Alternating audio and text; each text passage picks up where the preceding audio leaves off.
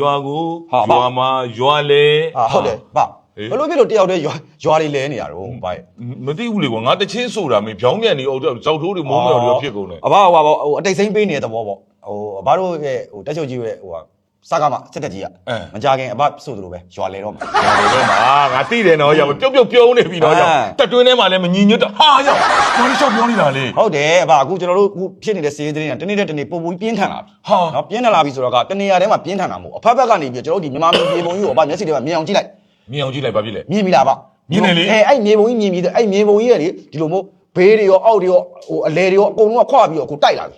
အဘတို့တိုက်လာပြီနော်ကျွန်တော်တို့အဘတို့တိုက်လာပြီကျွန်တော်တို့တပြေးပြေးပြေးနေရတယ်များလာပြီအဲ့ဒါမလို့ဟိုရွာကိုလာလေတဲ့ငါတို့စစ်သားတွေတေးပါပဲရွာမှာရွာလေအဲ့လိုတွေဖြစ်ကုန်ပြီအဲ့လိုတွေဖြစ်ကုန်ပြီဟာဟိုငါတို့စကားမစစ်သားတွေကလည်းကွာတွားပြီဆိုတော့တောထဲကိုတွားပြီရွာကိုတွားပြီဆိုတော့ရွာကိုလာလေရွာကိုရွာလေရွာမှာရွာကိုရွာမှာလည်းမရောက်တော့ဘူးသူတို့ကလည်းခေါ်ပါတယ်ဖိတ်ခဲ့တယ်လာခဲ့ပါတယ်ရွာလာလဲခဲ့ပါတယ်လာလေငါတို့ဗာထမင်းကောင်းဟင်းကောင်းတွေချက်ကျွေးပါလားကောင်းကျုံးပါဟိုကောင်းကျုံးပါငါတို့ကောင်းကြိုင်ပါတော့ပြီငါတို့တွေခွေးတွေဝက်တွေလေးတွေသိမ်းပါဟာအဲ့လိုဖြစ်နေပြီဗာရဲ့အခုအဲ့လိုတွေဖြစ်နေဗာအဲ့သတင်းလေးအများကြီးပဲသတင်းလေးဗာဒီတော့လျှောက်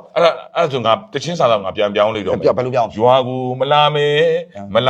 ်ရွာကိုရွာလေမရွာမေဟာရှုပ်ကိုခောက်သွားပြီကွာမလာလို့လည်းမရဘူးเนาะအဘတို့မလာလဲသူတို့ကလာလိမ့်မယ်သူတို့ကလာမယ်မြို့ကိုလာလေငါတို့သေးမယ်ဟာဟုတ်တယ်ဗာအခုသတင်းလေးကျွန်တော်ပြောပြမယ်เนาะသတင်းလေးမပြောခင်မှာဒီနေ့ကအဘကိုတင်ပြမယ့်သတင်းစီးရေးသတင်းလေးတွေကလည်းတော်တော်များများရှိတယ်เนาะအခုကလည်းဒီနေ့ကလည်းဟိုတန်းကလေးကလည်းနေမကောင်းဖြစ်နေအေးเนาะနေမကောင်းဖြစ်လို့အဲ့ကောင်မနေ့ကစေယုံသွားတယ်ဆိုစေယုံကပြန်လာမှာဒီကောင်ဘာအပများမိလာလားမသိဘူးเนาะဟုတ်ပါဘူးအဘ तू နည်းနည်းပင်ပန်းလာတယ်ထင်ပါတယ်နည်းနည်းဟိုပါဟိုကျွန်တော်ပြောမယ်ဒီယာဒီဥဒုကြောင့်လည်းပါမှာပေါ့နော်ယာဒီဥဒုကလည်းနည်းနည်းအေးနေတော့လေအဲ့တော့ဟိုသူနေမကောင်းလေးတော့နည်းနည်းဖြစ်နေတော့အဲ့တော့ဒီကောင်တော့ရိုးတန်းဖျားတာပဲလားအပမိတာလားဘလို့ရိုးတန်းဖျားတာပါရိုးတန်းဖျားတာစေကံပို့ထားတယ်စေးတိုက်ထားတယ်ဒီကောင်ဘာပို့တဲ့စေကံကိုစေးနေပါလိမ့်စိတ်ချရတယ်ရှိတယ်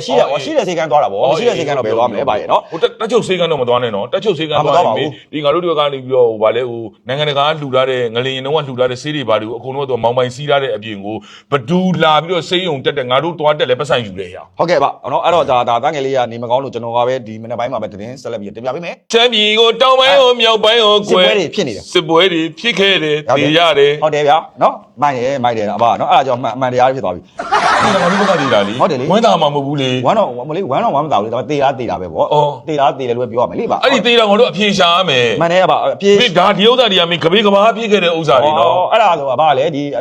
ီအသေးတော်အပြေရှာခြင်းတော့အဘငရဲမိသွားပြီငရဲမင်းကိုသွားမေးလိုက်လေငရဲမင်းကိုမေးရမှာငရဲမင်းကြီးကျွန်တော်လည်းဘယ်တော့လဲတချုံနဲ့ချုပ်ဘယ်တော့လဲမေးပြီးအချိန်ရှိလုံးပြင်ဆင်ရမယ်ဟုတ်တယ်မတေကိုတော့ဘာမှမပါဘူးလေဒါနအထုတ်ရမယ်ထုတ်ယူဝင်မလားဟုတ်ပါဘူးဗျာပြောပြတာပါအဲ့ဒါဆိုပြောမတေခင်မှာလောဘဒေါသမောဟကြီးရှော့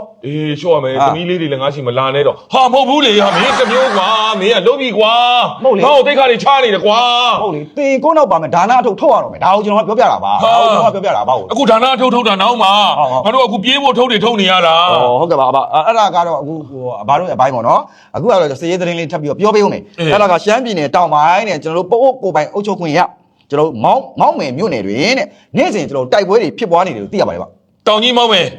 တောင်ကြီးမောင်းမယ်တော့မောင်းမယ်မြို့နယ်လို့ပြောတောင်ကြီးကမောင်းမယ်မြို့မောင်းမယ်မြို့အဲ့ဒီမှာတော့ကျွန်တော်တို့ခက်စိတ်လေးတိုက်ပွဲတွေဖြစ်နေတယ်လို့သိရတယ်ဗျနော်အဲ့ဒီတိုက်ပွဲတွေဖြစ်တဲ့အထဲမှာကျွန်တော်တို့ရဲ့ဒီစကမစစ်သားကျွန်တော်တို့20ဦးထက်မနည်းသေဆုံးတယ်လို့ကျွန်တော်သိရပါတယ်ဗျဟာ20ဟိုမှာလည်း20ဒီမှာလည်း20ဟုတ်ကဲ့20အဲ့ဒါဘာမှဖြစ်တာလဲဒါကမောင်းမယ်လေတောင်ကြီးမောင်းမယ်တောင်ကြီးမောင်းမယ်ရှာလာဟုတ်တယ်ဗျတင်မန်သေးပေးပါဆိုအဲ့လိုဖြစ်နေတယ်အဲ့ဒီတိုက်ပွဲတွေမှာတော့ကျွန်တော်20ဦးထက်မနည်းသေဆုံးတယ်ပြီးရင်ကျွန်တော်လူသားတိုင်းအဖြစ်အဘတို့ကျွန်တော်တို့ရဲ့ဒီစစ်တပ်ကနေပြီးခေါ်ယူပြီးတော့ကျွန်တော်တို့လူသားတိုင်းလှုပ်ထားတဲ့ရွာသား2ဦးကိုလည်းတော်လိုင်းတပ်ဖွဲ့တွေကကယ်တင်နိုင်ခဲ့တယ်လို့ကျွန်တော်သိရတယ်အဲ့ဒီရဲ့တရင်ရဲ့ကျွန်တော်အတိအကျလေးကိုကျွန်တော်အဘောက်ကျွန်တော်ပြောပြပေးမယ်ဟုတ်ပြီငါ့ကိုတိတိကျကျမိမိရလေငါ့ကိုပြောအဲ့ဒါမှငါဒီဘက်ကစစ်သားတွေကိုလေဒီဟိုအသက်အာမခံကြေးတွေပါလေငါထုတ်လို့ရမှာလေကွာဟုတ်ပါပြီအဘဘယ်နေ့ကဖြစ်တာလဲဆိုအဲ့ဒါကဇန်နဝါရီလကျွန်တော်1ရက်နေ့နော်1ရက်နေ့ကနေပြီးတော့ဗောနော်ဟိုမောင်းမယ်မြို့နယ်တဲ့ကျွန်တော်ဟိုနန်းဒေသနဲ့နော်ဟော်နန်းဒေသနဲ့ကျွန်တော်ဂဒူကြီးဒေသဘက်ကိုကျွန်တော်ရဲ့ဒီအကြမ်းဖက်စစ်ကြောင်းလက်အောက်ခ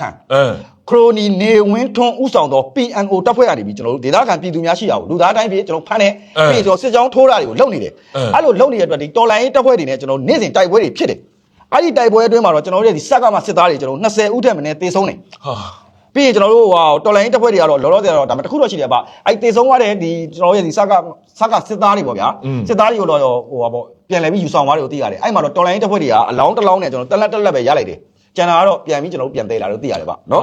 ကွာငါတို့ဘက်ကသေလဲရင်ကွာမင်းအယောက်20ဆိုတာမင်းအနည်းဆုံးပဲဖြစ်နေတယ်ဒါမေးဒါ10ပြီးရပြီးထောင်ရပြီးကြောငါတို့ကဘာလို့ဆိုတော့ဟိုကငါတို့ရာမြင်တော့10ကိုဆုံးရတယ်ထောင်မြင်ရာဆုံးထောင်မြင်ငါတို့ကရာအောင်ဆုံးရတယ်ဟုတ်ပါပြီအဲ့လိုမျိုးဖြစ်နေတယ်အဲ့ဒီကျွန်တော်တို့ဒီတောင်ရှမ်းပြည်နယ်တောင်ပိုင်းမှာတော့ကျွန်တော်စစ်သား20တက်မနေ့သိဆုံးတယ်ပြီးတော့အလောင်းတစ်လောင်းနဲ့ကျွန်တော်တို့တနက်တက်လက်ကိုလည်းတော်လိုင်းတစ်ဖွဲ့တွေတင်းစီးသွားတယ်ကိုသိရတယ်ဗျဒါကကျွန်တော်ရှမ်းပြည်တောင်ပိုင်းရဲ့သတင်းလေးဆက်လက်ပြီးတော့ကျွန်တော်လောင်းလုံးမြို့နယ်သတင်းလေးကိုသွားမယ်တိတ်ကောင်းတယ်လောင်းလုံးကိုကြည့်ကျင်တယ်ကြားကျင်တယ်လောင်းလုံးမြို့နယ်အတွင်းမှာတဲ့ကျွန်တော်စစ်ကြောင်းထိုးနေတယ်ကျွန်တော်စက်ကမှစစ်ကြောင်းရှိတယ်ထိုးရမယ်လေစစ်ကြောင်းကထိုးရမယ်လေကွာမထိုးလို့မရဘူးလေကွာမင်းရလေအဲ့ဒီစစ်ကြောင်းကိုကျွန်တော်ရပ်ပေါင်း90ကြာကျွန်တော်ပိတ်ဆို့တိုက်ခိုက်မှုခံခဲ့ရတယ်ဆိုတဲ့သတင်းလေးငါတို့စစ်ကြောင်းကိုဟုတ်ကဲ့ဝိုင်းဝန်းပိတ်ဆို့ပြီးတော့ဝိုင်းဝန်းပိတ်ဆို့ပြီးတိုက်ခိုက်တာကျွန်တော်ရပ်ပေါင်း90ကျွန်တော်တိုက်ခိုက်ခြင်းခံခဲ့ရတယ်အဲ့ကောင်ရပ်ပေါင်း90ဆိုပြီး2လနီးပါဗောဟုတ်ကဲ့ပါဗျာခမ်းပြန်ပြီကွာခမ်းပြန်ပြီအဲ့ဒီမှာလည်းဘာတွေဖြစ်လဲဆိုတာပေါ့တင်ပြပေးမယ်နော်အဲ့ဒါကဘယ်ကနေစပြီးတော့ဘယ်နဲ့ဟိုပါလာကနေစပြီးတော့တိုက်တာလဲဆိုတော့2025ခုနှစ်နိုဝင်ဘာလ17ရက်နေ့နော်နိုဝင်ဘာလ17ရက်နေ့မှာစပြီးဒီဇင်ဘာလ28ရက်နေ့ထိတဲ့လောင်းလုံးမြို့ပေါ်မှာကျွန်တော်ညင်းမော်ရွာကိုလာရောက်တက်ဆွဲထားတော့ကျွန်တော်တို့ရဲ့ဒီအကြမ်းဖက်စစ်တပ်ဟုတ်ပြီအဲ့အနီးနားမှာရှိတဲ့ကျေးရွာတွေကိုစစ်ချောင်းထိုးပြီးဝင်ရောက်တာရှိတယ်ပြီးတော့ပြောရမယ်ဆိုရင်ဟိုပြည်သူပိုင်ပစ္စည်းတွေကိုခိုးယူနေတာပေါ့ဗျာအဲ့လိုလုံနေတဲ့ကျွန်တော်တို့ရဲ့ဒီစကားမှာစစ်တဲ့စစ်ချောင်းကိုတဲ့တော်လန်ရေးတပ်ဖွဲ့တွေကရပ်ပေါင်း90ကြာကျွန်တော်ပိတ်ဆို့ပြီးတိုက်ခိုက်ခဲ့တယ်လို့သိရတယ်ဟုတ်ပြီထိုတိုက်ခိုက်မှုအတွင်းမှာတော့တဲ့ကျွန်တော်တို့ရဲ့အကြမ်းဖက်စစ်တပ်ဘက်ကနေပြီးတော့စရဖစစ်ဘက်ရေးကကျွန်တော်လုံခြုံရေးတပ်ဖွဲ့မှာပေါ့နော်ကျွန်တော်ဗိုလ်ကြီးတဦးအပါဝင်စစ်သား30ကျော်တေဆုံးတယ်လို့သိရတယ်ဗျနော်ဗိုလ်ကြီး30ကနေ30တိုးလာပြီ30ကျော်ကျွန်တော်တေဆုံးတယ်ဓာတ်မောက်တွေလည်းပါပြီလေကွာမွေးကားတွေရောဓာတ်မောက်တွေရောစုံနေပြီလေစံပြုတ်တွေလည်းရှိသေးတယ်စံပြုတ်တွေလည်းရှိတယ်အဲ့ဒီ30ကျော်တေတယ်ပြီးတော့ထိခိုက်ဒဏ်ရာရတဲ့သူတွေလည်းတော်တော်များတယ်အဲ့ဒီထိခိုက်ဒဏ်ရာရတဲ့သူတွေထဲမှာကျွန်တော်စစ်တပ်ကအရာရှိအချို့လည်းပါတယ်လို့သိရတယ်ကျွန်တော်နာမည်တော့သိကြမသိသေးဘူးဟာစစ်တပ်အရာရှိတချို့လည်းရှိရဲတဲ့ဒါပေမဲ့ကွာဓာတ်မောက်တွေရောစံပြုတ်တွေရောဒီမွေးကားတွေရောမစုံနေပြီအဲ့တော့တက်ချုပ်ကဒီတိုင်းပဲနေတော့မှလားခေါင်းမမာနေတော့ဟုတ်ကဲ့ပါဒါကတော့ဒါဒီလောင်းလုံးမှာဖြစ်နေတာပေါ့နော်အဲ့ဒီမှာကျွန်တော်30ကျော်တေတယ်ထိခိုက်ဒဏ်ရာရတဲ့လူတွေရှိတယ်အဲ့တေတဲ့လူတွေကိုတော့ပြောရမယ်ဆိုရင်အဲ့တေတဲ့လူတွေထဲမှာကျွန်တော်တို့ဒီဟိုယာတို့ကြည့်တဲ့လူတွေပါတယ်ဘိုးတွေပါတယ်ပေါ့ဗျာဘိုးတွေပါမယ်ဘိုးကြီးတွေပါမယ်အဲ့ဒီဘိုးကြီးတွေပါတဲ့ဒီအလောင်းတွေတော့ချက်ချင်းသူတို့ပြန်တည်သွားတယ်လို့သိရတယ်အော်ရဲဘော်အလောင်းတွေကျွန်တော်မတည်ဘူးရဲဘော်အလောင်းတွေကျွန်တော်ဒီတောထဲမှာပဲဖြစ်တယ်လို့ကျွန်တော်မြေမြုပ်တကြိုခဲ့တယ်လို့သိရတယ်ပေါ့အော်စစ်တပ်ကလည်းကွာငါတို့စစ်တပ်ကလည်းဗာမညီမျှလိုက်တာကွာမင်းကလည်းတည်တဲ့လူတွေအကုန်လုံးတည်ပေါ့တည်အဲ့မှာတည်တဲ့လူတွေထဲမှာရွေးပြီးတော့ဘိုးတွေကိုပဲတည်သွားတယ်နော်တော်နန်ကျွန်တော်တရင်2ရက်3ရက်ငါအေးပါမင်းဒီရဲဘော်တွေရဲ့မိန်းမတွေကျတော့ဘာမှလုပ်လို့မရဘူးလေသိမလားမဲဖောက်တဲ့ဥစ္စာမရှိဘူးလေဘိုးတွေအရာရှိတွေမိန်းမတွေကျတော့မဲဖောက်မယ်လေကွာမဲဖောက်လို့ရအောင်ဒါလေးကိုဗန်းပြတာဒါပဲကိုချင်းစာစိတ်ပေါ့ကိုချင်းစာစိတ်လေးကအင်မတန်ပေါက်ကွာကြီးထွားတယ်နော်ကွာတက်ချုပ်ကလည်းကွာဘာတွေလုပ်နေမှလဲအခုတက်ချုပ်လုပ်နေတာမှန်သမျှကလည်းမင်းရွှေညံတော်စူးရောက်နေတယ်တက်ချုပ်ကဟုတ်ပါပြီဗျဒီကကျတော့ဘာလို့ရဲ့ဟိုပါပေါ့ဆက်လက်ပြီးတော့လူမဆန်မှုလေးတွေထပ်ပြောဦးမယ်